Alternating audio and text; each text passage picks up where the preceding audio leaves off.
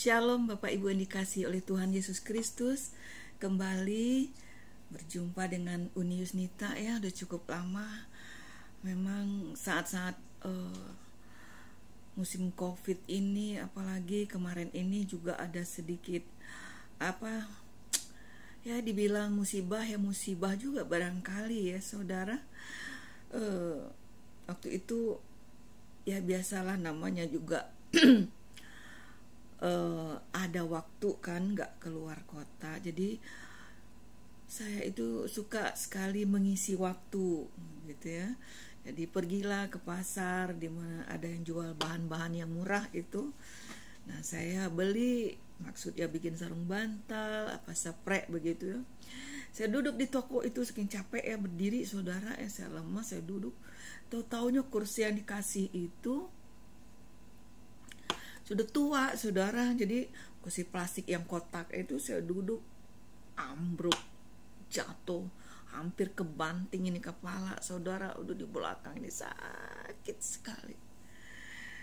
Puji Tuhan, nah saudara, selama hampir 1-2 bulan ya saudara, rasanya sampai sekarang masih terasa ini kaki sakit ya. Rasa tulang yang di belakang itu, dari leher sampai ke bawah itu sakitnya luar biasa, sampai mau bernafas saja sakit, mau berdiri sakit. Saya bertuhan, saya percaya Tuhan sedang mendidik saya untuk tahu bersyukur dalam segala hal. Ini lebih ditekankan lagi saudara ya. Saya takut juga ke dokter, malah kalau dokter nanti macam-macam lagi. Nah akhirnya diurut berapa kali diurut ya, sampai minggu kemarin masih diurut. Nah puji Tuhan, akhirnya sudah bisa jalan ya. Mungkin udah tua juga ya saudara ya, udah mulai keropos ini tulang ya. Tapi ketika berseru kepada Tuhan, sepertinya ada pengharapan di dalam Tuhan. Seperti juga hari ini ya, hari ini bukan seluruh Indonesia saja, seluruh orang Kristen di dunia tidak akan pernah lupa. Kalau lupa itu keterlaluan saudara ya. Wajib dia bertobat kembali, bahwa hari kenaikan Yesus Kristus itu ke surga adalah satu peristiwa yang menggemparkan dunia. Dunia mengakui ya, sampai kalender itu merah semuanya kan. Penghargaan diberikan. Itulah pengharapan terakhir orang percaya Yesus. Itu pengharapan kita, pengharapan yang keluar dari kehidupan Yesus itu. Terlebih janjinya kepada kita, bahwa dia mengatakan bahwa dia akan datang kembali. Kita buka ya di Yohanes pasal 14 ini saudara, jelas sekali. Ayat pertama itu, janganlah gelisah hatimu, percayalah kepada Allah, percaya jugalah kepadaku. Di rumah Bapakku banyak tempat tinggal, jika tidak demikian tentu aku mengatakannya kepadamu. Sebab aku pergi ke situ untuk menyediakan tempat bagimu. Dan apabila aku telah pergi ke situ dan menyediakan tempat bagimu, aku akan datang kembali dan membawa kamu ke tempatku, supaya di tempat di mana aku berada, kamu pun berada. Inilah pengharapan kita, tempat terakhir kita, dermaga kita, dan tidak akan lagi pernah ada perpisahan di sana. Yang ada adalah kehidupan yang kekal saudara. Inilah janji Tuhan. Jadi selama kita di bumi saat ini, selangkah lagi, sedikit lagi, Yesus sudah membuktikan keilahiannya di dalam dunia ini.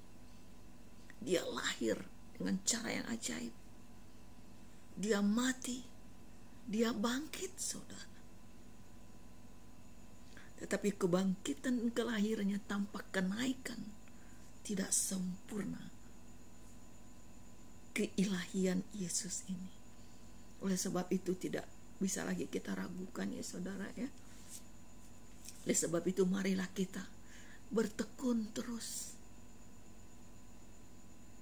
Kita menyadari bahwa kita sekarang ini harus memperjuangkan kehidupan rohani kita ini lebih daripada yang lain.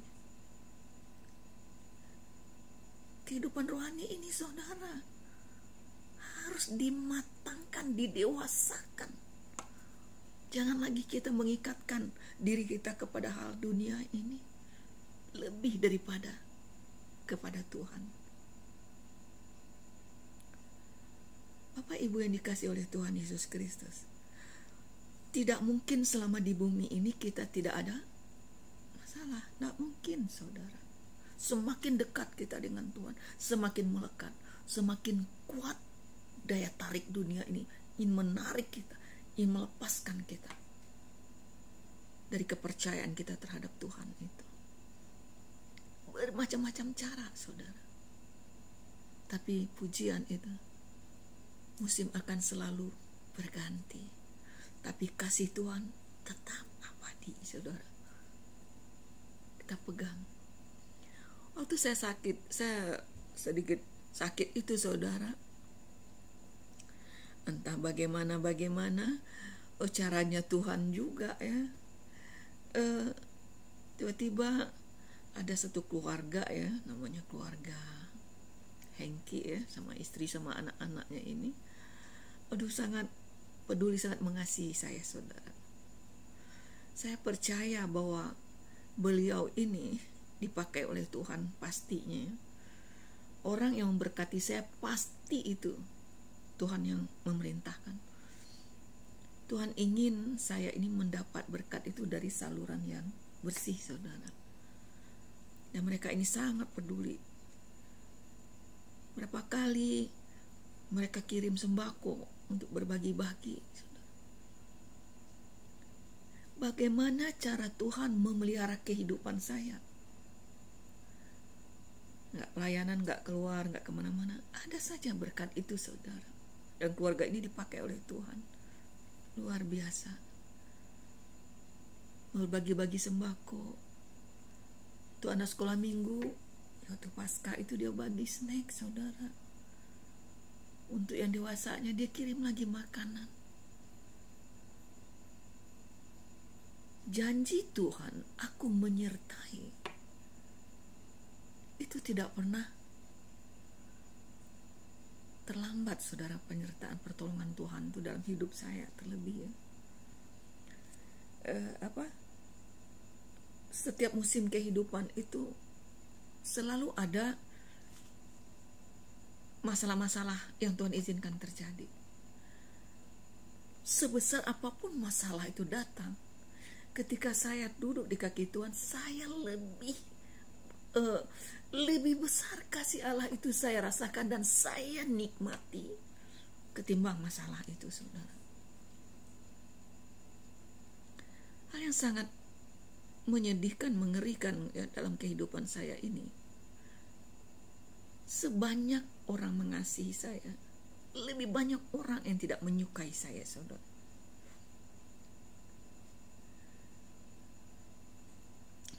Mereka menganggap mungkin ya hidup saya ini,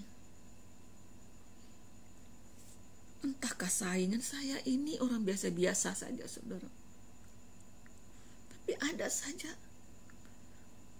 Namun saya katakan sekali lagi, di tengah padang gurun itu Tuhan membawa kita. Dunia bicara tentang padang gurun. Selalu ada mata air Tuhan di sana. Bukan air mata kita, mata air Tuhan siapkan.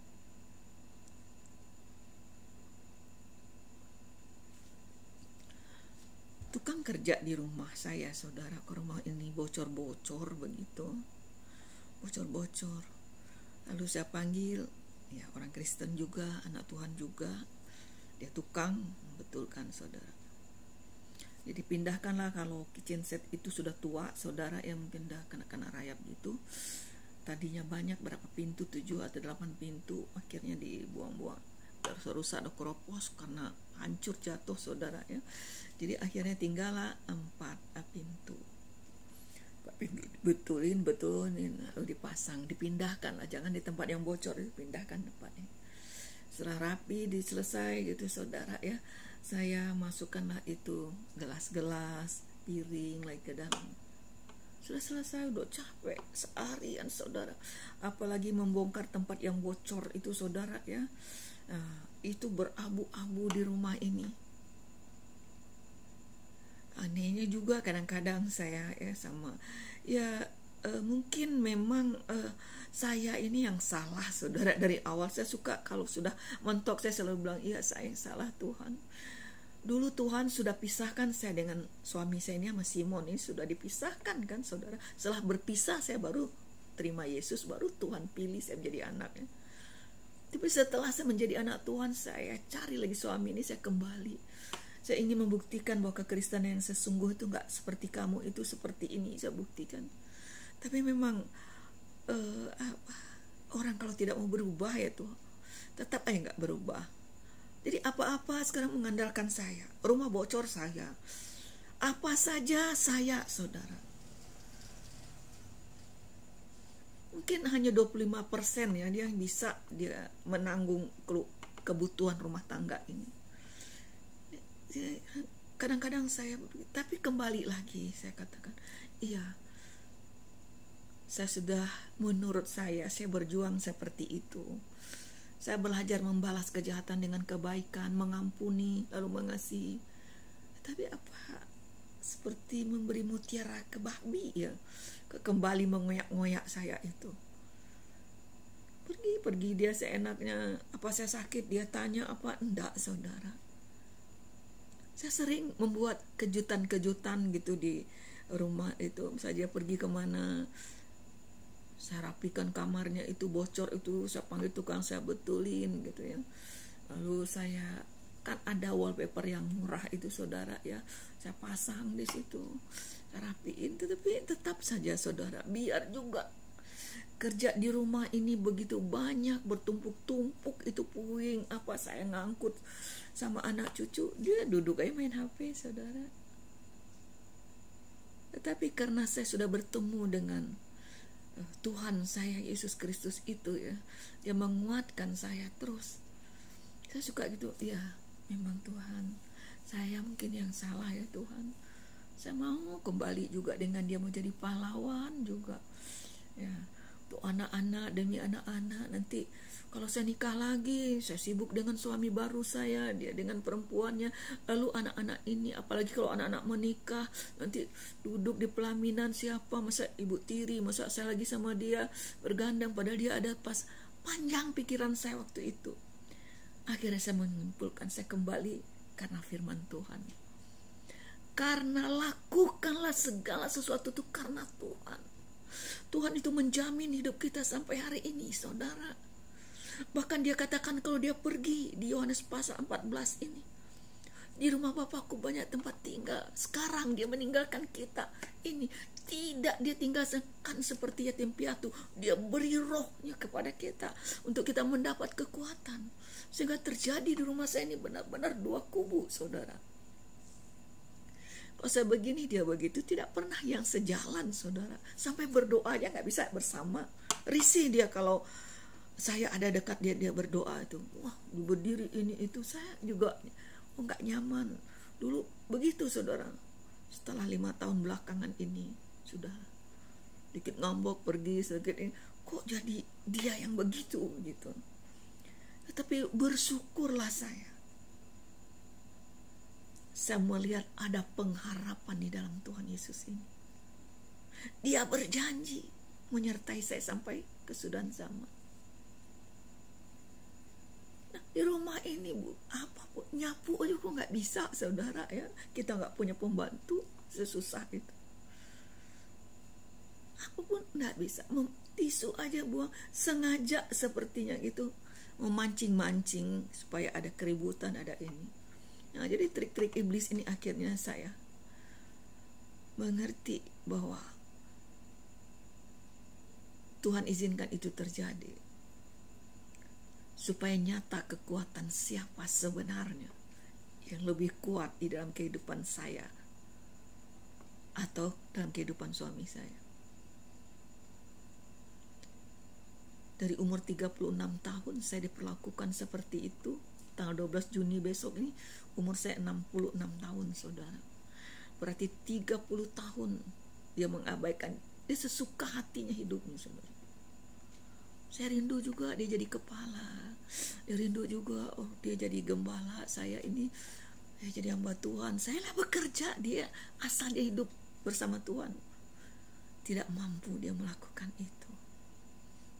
Sampailah kemarin itu kitchen set yang tinggal 4 pintu itu, yang 2 itu udah penuh saya isi. Sudah capek, udah bersih itu rumah ini saya rapiin, saudara-saudara. Tahu ambruk, saudara. Tukang yang memasang itu pakunya itu terlalu pendek menurut tukang yang lain, saudara. Hancur loh. Wah. Nah, ada kagetnya suamiku. Dia ada, saudara.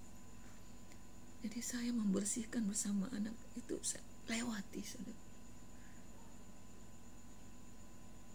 Kalau kebangkitan Yesus hanya sampai di situ saja, saudara, mungkin saya juga gak memiliki pengharapan sekuat ini. Pengharapan saya berharap di mana Yesus ada nanti di rumah Bapa itu, saya mau ada di situ. Jadi berapapun harga yang harus saya bayar di dunia ini, diperlakukan saya tidak adil, tidak mempengaruhi iman saya. Karena Yesus sudah bangkit. Bukan saja bangkit, dia naik. Sebelum naik dia berjanji, kau tinggal dulu di Yerusalem. Kisah Rasul 1 itu kalau saudara baca,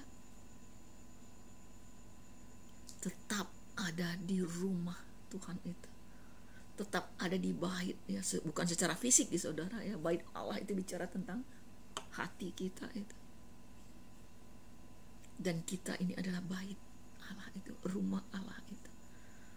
Aku di dalam kamu, kamu di dalam aku dan Bapa, aku dan kamu adalah satu. Ada satu kesatuan, Immanuel itu. Kejar itu, saudara. Berapa berat pun persoalan kita, kita memiliki kekuatan untuk tidak membalas kejahatan dengan kejahatan. Apalagi saya jatuh kemarin itu, saudara, berapa? 1 bulan barangkali saya nggak bisa bernafas, saudara. Nggak pernah dia bertanya. Kalau berapa tahun yang lalu saya sedih tuh, masih kok begini banget. Saya coba lagi memperbaiki, saya kerjakan ini, kerjakan supaya dia senang pulang. Berupa menyenangkan hati manusia, kita tersiksa, saudara. Lebih bagus kita menyenangkan hati Tuhan. Ketika kita menyenangkan hati Tuhan, saudara, maka hati kita sendiri menjadi tenang. Lalu ngomong-ngomong lah, juga ada anak Tuhan namanya Kurniawan ya di Papua itu. Dia pernah membantu pembangunan rumah ibadah di tempat kami. Hengki juga membantu saudara beberapa puluh juta gitu. Juga Kurniawan ini. Nah, waktu kemarin itu entah bagaimanalah ceritanya, sampailah ke masalah cerita saya jatuh ini. Udah bilang, aduh Uni, jangan sampai sakit-sakit begitu. Uni harus minum vitamin. Harus vitamin. Iya, kadang-kadang sih beli juga vitamin. Enggak. Jadi Uni harus ini install ini. Ya, itu dia kirimlah link yang seperti ini saudara ya. Saya bilang, ini kan ada nggak vitamin kayak gini? Nanti saya yang bayar. Uni tinggal pesan, saya yang bayarin. Saya bilang, ini ada nggak? Jangan. Ini langsung aja ke pusatnya. Saya nggak tahu pusatnya itu, tahu di Amerika, saudara. Nah, akhirnya dia suruh saya install itu aplikasi Doku. Nah, pakai ini aja bayarnya. Nanti saya transfer ke situ, Uni bayar lewat itu. Jadi kadang-kadang sakit pun kita, ketika kita bercerita dengan tulus, saudara, Tuhan justru campur tangan memberkati luar biasa. Sekarang itu obat itu belum sampai, saudara ya, udah ada di perjalanan, nanti bulan Juni ini sampai. Jadi minum vitamin ini untuk supaya tulang nggak keropos, supaya umur Uni ini harus minum vitamin. Lihatlah cara Tuhan. Pengharapan kita kepada Tuhan itu pasti. Karena kata-kata Tuhan itu tidak pernah ingkar janji, asal kita taat setia. Tentu setiap iman itu harus diuji ya saudara. Saya percaya hari kenaikan Yesus ini adalah hal yang sangat berharga bagi kita anak-anak Tuhan. Karena tidak satu agama pun mengajarkan kepada iman mereka masing-masing itu bahwa ada nyata secara fisik, bisa dilihat dan bisa diuji keilahian dan kebenaran, terukur, teruji, dan terbukti. Saudara, masa kita tidak percaya juga kepada Tuhan Yesus? Saya berterima kasih sekali kepada saudara-saudara yang sudah memperhatikan saya. Ada seorang Ibu Lis juga, walaupun tidak banyak saudara, 100.000, 200.000 mereka transfer ke saya. Nah, Hengki memperhatikan setiap bulan juga. Effendi Usman saudara ya, lihat dari Pak Aco itu juga memberkati saya. Kadang-kadang saya katakan, Tuhan benarlah, umur saya tanggal 12 Juni besok 66 tahun. Seperti saya agak seperti terima pensiun aja saudara.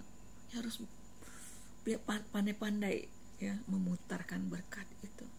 Jangan sampai saya berutang, dan saya minta sama Tuhan, jangan sampai di hari tua saya ini Tuhan menyusahkan keluarga saya, orang-orang ya Tuhan.